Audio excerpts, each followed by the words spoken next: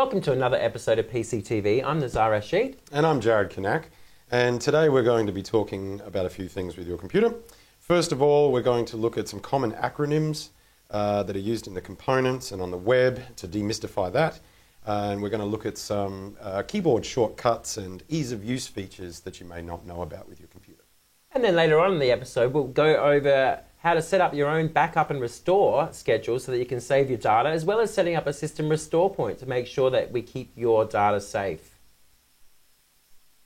Today on Getting to Know Your Computer, we're going to look at some of the common acronyms that are associated with your computer so that they're demystified. We'd start with the components. These are the ones you're going to see on the specifications when you go to buy a computer, and it's very important to know what they mean. So first of all would be RAM, R-A-M. It means random access memory. And that's effectively like the short-term memory of your computer. It allows a lot of programs to be open at once, the more RAM you've got. Then there's the CPU, the Central Processing Unit. This is important because it's how quickly your computer can think about what all those applications are running in RAM. We also have the HDD, which is the hard disk drive. That's equivalent to your computer's long-term memory, so how many files, images, and so forth you can store. Today, a lot of computers, modern computers, are sold with SSDs, solid-state drives, which have no moving parts and are very, very fast, and at the moment, very expensive. What's the difference between an SSD and a normal hard drive? Well, first of all is probably the most easy to identify is the size. A common hard drive in a computer is about so big, and an SSD is much, much smaller. Again, it has no moving parts whatsoever. A conventional hard drive is more like a record player, whereas an SSD is much more like your thumb drives. So in a normal hard drive, you've got little record platens, right? Little circular disks, and each one of them contains data, and there's like 4 or 5, in each single hard drive. That's and right. Each one of them has got a little reader spindle all the way down, and that's what you can hear spooling up. They spin around, and you've even got like the record arm, which reads the magnetic state of those. Beautiful. Yeah, that's exactly how it works. SSDs, much simpler, no moving parts, very fast, less power consumption, and obviously no noise. Yep. So SSDs are the way to go, but they're relatively new. Then we've got HDMI, I thought worth mentioning. Yep. Means high definition media interface. That's the common platform for connecting up your digital TV, your DVD player, and of course if you want to look at movies or any kind of files on a TV or something like that, you connect your HDMI cable to your computer. Beautiful. And then we have USB, Universal Serial Bus, another common platform that is being used today. If you've used a computer, you've used a USB device. That started out with USB 1, went to 2, now we're at USB 3. They are effectively just relate to its speed, how quickly it can transfer data back and forth. So USB 3 is pretty fast these days. That's good. So those components will help you pick the computer. And then there's a few more I wanted to look at related to the web. Sure. So of course, there's www, which is the World Wide Web, which basically means that you are surfing through pages that are presenting what's called hypertext. That's where you get the HTTP, Hypertext Transfer Protocol. Right, and that's at the beginning of every website. It says HTTP. Exactly. That's right. So the website is presenting up hypertext, which is what you see as text as a web page. Yep. And also commonly these days, you'll see HTTPS.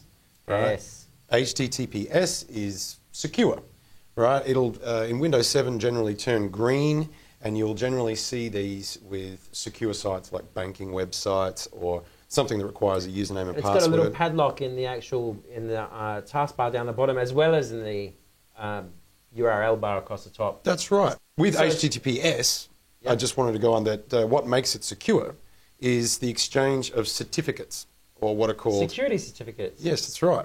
SSL certificates, Secure Socket Layer.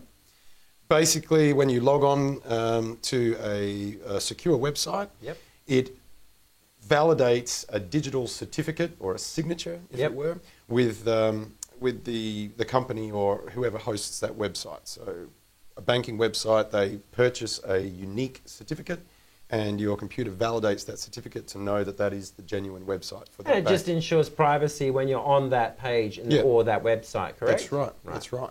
So, Jared, can you tell me what the difference is between the World Wide Web and the Internet? Yes, I can. They're used interchangeably, but effectively the internet is the internetwork. Yep. It talks about, it is a bunch of computers connected to one another. Yep. Right? So they can talk on transfers and protocols and whatnot.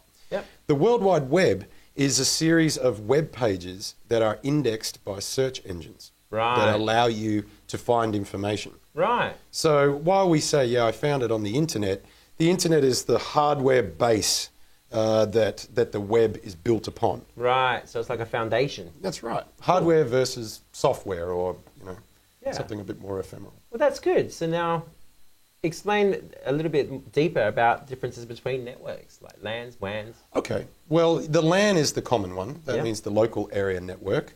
If I connected this computer to another computer, we have a LAN. And your printer and your router. So stuff basically at your home. That's right. Yep. That's on your LAN. Yep. You might see WLAN, Yep. which refers to a wireless LAN. Yep. Same thing, except you're not using a physical cable. Cool. And then you've got the WAN, which Yep. means wide area network. So you could describe the internet as being a very big WAN. It is indeed. Or a large company that has sites in various places in the world. They will be connected across a WAN, a wide area network. So that covers a lot of what we thought were the common acronyms that might be a bit mystifying for people. Once again, if you have any questions on any other acronyms that you want to know specifically about, then make sure you just drop us a line or go to our YouTube channel and let us know, and we'll endeavour to answer whatever questions you give us. That's right.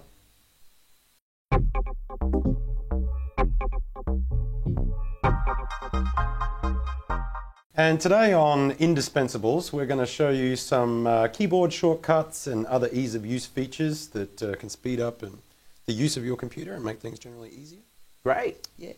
The first one that I want to show is one that in my experience, a lot of people don't know, and it is extremely useful. And it's simply holding the control key and rolling the mouse button. This will change the zoom level of what you're viewing. Really? Yep. Can you show us? Absolutely. Here we have a common page that Google. people have seen before, Google. We hold down our control key and roll the mouse wheel. Oh, look at that. It and zooms in. We get a nice zoom. You can even make it really small, but we don't want to do that. So I've found that instead of having to do Windows level adjustments and so forth, and because web pages are designed differently, That's right. this you can set the way Does you that like. work on all browsers? I believe it does. Cool. Yeah. It'll also work in PDFs and Word and so forth. Here's a PDF that we have, and we can do some nice zooming with the mouse wheel there. Beautiful. Yeah.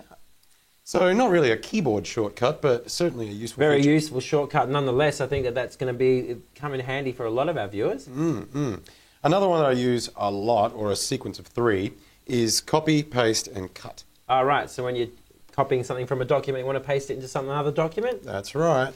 So let's just load up Notepad here, my favourite little application. And we'll type Jared is...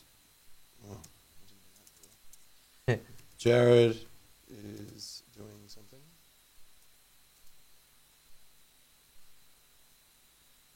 Okay, so what we can do is highlight something, for example. Yep. We go Control C.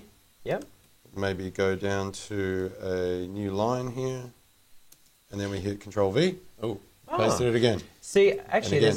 And again. there's another thing you can do there. Actually, if you're at the top, if you're just here and you want to, let's say, copy the entire line, then you go Shift and Home, right? That'll work. And then you can Control C that, and then that will just highlight the entire line that you're doing, and then you Control C it, and then once again you can go down here, just down there, go to the end and go next, and then get Control V, and there you go. The Yeah. whole sentence is That's done. right. It's very cool. Yeah. And of course, if you don't want to copy it, Yep. you Control X is the same thing. Highlight it. Control X will cut it, and then you can Paste it. paste it again. Perfect. Really handy when you're trying to compile documents or Definitely. yeah. Setting up any kind of documentation at all, and you know how boring and tedious it gets to rewrite stuff that you have to rewrite That's 5 or right. 6 times especially. Certainly an indispensable. Yes, very, very useful, indispensable. Yeah.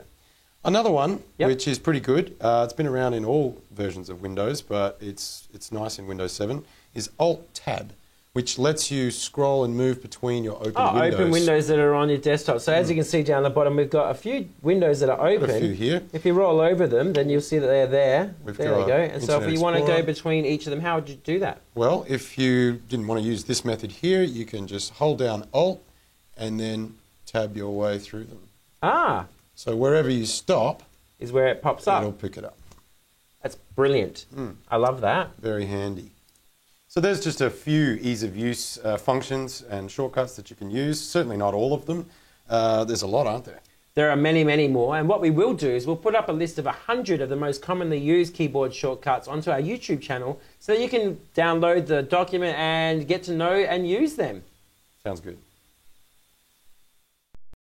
In this segment on PCTV, we're going to show you what to do in order to preserve your data and make sure that you don't get caught out and have your data disappear on you because of something that wasn't entirely under your control. I mean, everyone remembers a time when they wrote an essay and the night before the hard drive died and you didn't have it backed up and yeah. What was the old adage? There's 2 types of people that have lost data and people that are about to lose data. Isn't that the old saying? Yeah, I think pretty it much. is actually. Yeah. So today what we're going to do is we're going to show you how to set up a backup and how to set up a backup schedule, as well as how to set a system restore point in case you stuff something up by downloading something that maybe you shouldn't have, and then you can go back to a point before you did this mistake and set your machine to that point, and in that case it will save you from whatever mayhem that you might have set up. Yeah. Cool. So, initially, we want to show you, in order to do a backup, you should really have an external hard drive. I mean, you can back up to DVDs or discs. It's a little bit more tedious and you have to buy discs and whatever else, and it's a lot more difficult to keep track of. If you have an external hard drive, it's much, much easier. Just connect it up, plug it in, and set up your backup that way, and it's just much, much less time consuming and it's less it's more cost effective because you won't have to buy any more DVDs and stuff. So we've got 2 here. We happen We've to have got a 2 couple with external us. hard drives. Yeah, so we'll look at the differences. The first one here is a very common standard one that you'll see today. What size is that? The size of the actual drive? Yeah, I think it's a 2.5 inch, yeah? Yeah, they generally refer to it as that. This is the same kind of hard drive as you'll find in a laptop. Yep. So it runs on less power, it's a little slower. That's actually self-powered, correct? Like when I plug in the USB, it'll power up, correct? Well, yeah, the USB connector on a computer does provide power. Yep. Not a lot, but it is enough to run one of these drives. Right. So they're a little slower, as I said, but they're smaller and, again, use less power. So if we plug this in here, it'll just fire up and run on its own. Very Beautiful. convenient. Ah, see the little light comes on? The light came on. Perfect. That tells you that it's all running and it's ready to go. Now, because it's a smaller form factor, it's definitely a lot more portable. It's definitely a lot more mobile if you want to use it. And because you don't need to have an extra power adapter to plug it into a power socket, it's a lot easier for you to use if you're traveling or anything like that. Now, this one here, this is a desktop external hard drive. This is a 3.5 inch form factor, so it's much larger, much fatter. And it actually needs its own power source. So you need to plug that into a power adapter and then you plug in the USB into your laptop or into your desktop, whatever. The little lights will come on that you'll see, and that means you're good to go. And if you check on your Internet Explorer, you'll see that it's up there. This one here is actually a FreeAgent GoFlex, so it'll come up as FreeAgent GoFlex underneath my computer. So when you look down the side, you'll see computer and you'll see FreeAgent GoFlex drive, whatever it may be, probably G or F or whatever it may be, however many drives you've got in your laptop or desktop, and it'll be right there. Now you can directly transfer all your files to it, but we'll show you how to set up a proper backup. So the difference is there between this one and the larger? Well, this one's got a terabyte. I think that one's... So they tend to have more capacity. Yeah. They tend to be faster. Yeah.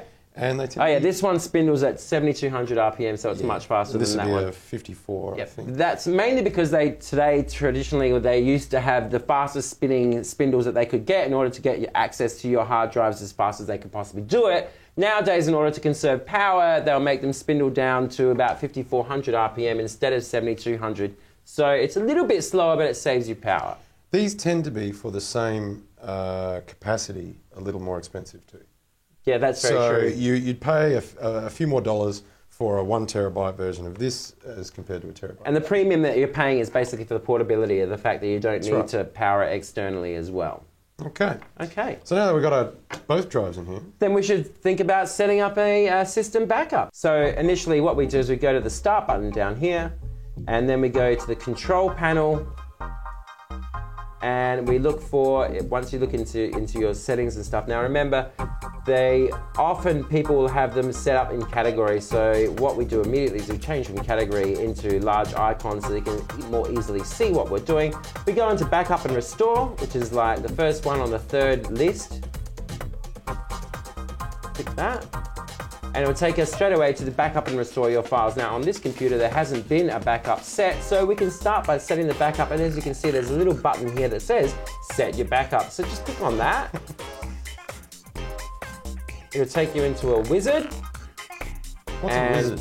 Well, a wizard is a configurational guide and helper for you to be able to go through something, but taking basically all the steps for you, and you just have to go through 1 to A, B, C sort of thing and get it finished. And it takes care of all the bits and pieces in the background that you might or might not want to know about. Do you remember the early Microsoft that had the little wand? Oh, yeah. Wizard. Yeah. It had an actual wizard, right? It was a clever person who came up. So now the first thing it's going to do is it's going to tell you where you want to save your backup. Now you're going to want to save it, because we've got the external drive set up, you want to set it into our external drive. Now, Windows has actually said that that's the recommended drive. Yeah, because it's got the most space, I would imagine. Oh, yeah. Yeah. It'll also create an image of the system. Yeah. Windows 7 allows you to create a system image. Now what a system image does is it takes a snapshot of your hard drive as it is at the time of the backup, which includes all of your applications, all of your programs, everything that you've got on there completely. Whereas if you were, let's say, to store normal files and stuff like that, then you would miss out all your applications, you'd miss out a lot of the programs that you've installed. Whereas a system image will actually also copy all the programs, all of your applications as it was at that point. It's very useful. Very useful indeed. Now that technology was not available to previous versions of Windows. No. Windows 7 is the first one to allow you to do that. Before, you used to have to get a third-party software or something like that if you wanted a system image, something like Ghost or anything, Intronus or a few of those other ones. Yeah, definitely. But Windows 7 has come a long way since then, and it allows you to take a system image already by default installed in the system, and that's fantastic, as it really does help you, especially if you no longer have, all the disks of all the applications that you installed over the last year or so or whatever. Or even if you downloaded them. Yeah, if you downloaded them, you're in big trouble. Yeah. Big trouble. So that's really cool. Everything will work. And let it choose. Or if you feel confident enough, you can go in there. Let's see the options. Oh, let's have a look. So if we go, let me choose, then we go next, it'll give us straight away all of the things it wants us to back up, which is it's divided it into data files and the computer. So it's got backup data from newly created users. It's got all of the libraries. And primary users libraries. Yes. That's correct. And that's the way you go. That way you let it run. Just by clicking next, I'm not going to do that right now, but you click next and you let it run. So how else can we find the backup and restore section of Windows? Well, the quick way, instead of going to Control Panel and finding it that way, there's a little search box down the bottom that says search for programs and files. And if you just type in backup, then it'll pop up immediately, and you can just go and select that from the very top of the list, and it'll take you directly there. It's a much quicker way of doing it.